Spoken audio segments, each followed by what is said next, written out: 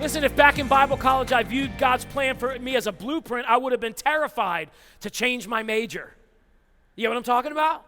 I would have been like, I can't, what if it's wrong, right? Because if I change that, then I'll meet different people because my classes will be different. And what if I don't meet my person? Or what if I don't get the right professor and they don't speak that nugget that I'm supposed to hear like in 2001? You know what I'm saying? Like, and it's going to mess me all up, right? We become scared, right? And this isn't in your notes, guys, but here's something I believe to be 100% in my heart, that God is way more concerned with your obedience than he is with you getting everything perfect. It's not in your notes. That's a freebie. I'm going to give you a couple freebies in here because I didn't have enough room on the notes to put it all, right? But God's more concerned with you being obedient than he is about you getting it all right and not messing up. Just think about all the people in the Bible where the Bible counts them as heroes of the faith, and none of them had blueprints. They just had to be obedient, right? There was Noah. He'd never seen a boat, much less build an ark.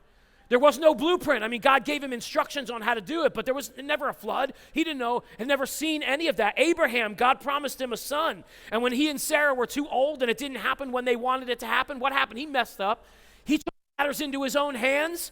His wife I think it's a good idea, sleep with my maidservant and have a son that way. Okay, right? And that's what happened, and it was all messed up. How many of you know God still brought his big plans, even though they messed it up?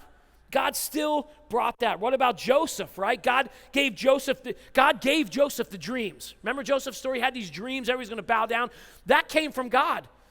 But I don't think God told him to brag about it so much to his brothers that they tried to kill him and throw him in a well. I mean, that was his free will. Like, it's kind of stupid. Like, shut your mouth and just believe the dream. Don't you get it? Like, he was arrogant and he was his dad's favorite. And he's like, I'm going to tell them. They're all going to bow down to me. Well, you got yourself almost murdered and thrown in a well. I don't know. I mean, all the way, though, God, you know what I'm talking about? It wasn't a blueprint. Like, whether it was God's will or not for him to end up in the well, we don't know that. But we know that that's how it happened. All of these people were heroes of the faith, not because they got everything right, but because they obeyed God. You know, they made big mess ups, and so do we.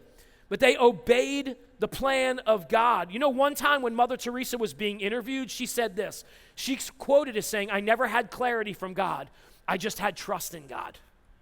Mother Teresa.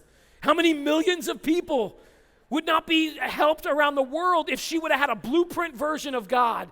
What do I do? Do I not? She just saw a need, had compassion, felt God say it might be a good idea to go over here and take care of this person, and she was obedient. Like so many other heroes of the faith, right? She saw the need, and she did. The truth is, many of the details we fret about in our future are not as important to God as obedience today. Like, we worry about it. What's it going to be? 1 year, 2 years, 3 years? God says, just get up today and do what I'm asking you to do, right? Don't worry about clarity right now. Just obey and follow me. The truth is, and according to Psalm 111, it's not clarity that comes before obedience. A lot of times we want clarity before we'll obey God. Yes? Yeah. I want to know it's all going to work out before I step out and I obey you. I'm calling you to plant a church. Yeah, God, but I got to know if people are going to show up. I got to know if we're going to have enough money.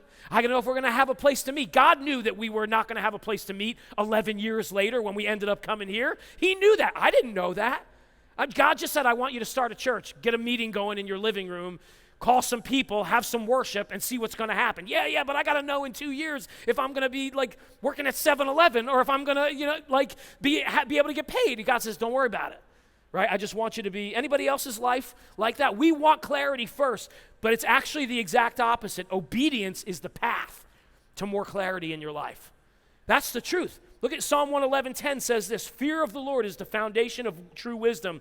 All who obey his commands will grow in wisdom. When we obey, we get more clarity. When we obey, God opens up the curtain and we see a little bit more what we're supposed to do. I don't know if that's rung out in your life, but it rings out true in my life, right? See, if we have enough faith to obey God's leading today, we'll have more clarity about tomorrow. So if you're waiting for 100% clarity for a blueprint, you're going to miss out on things that God has for you today, according to his big game plan in your life. Amen?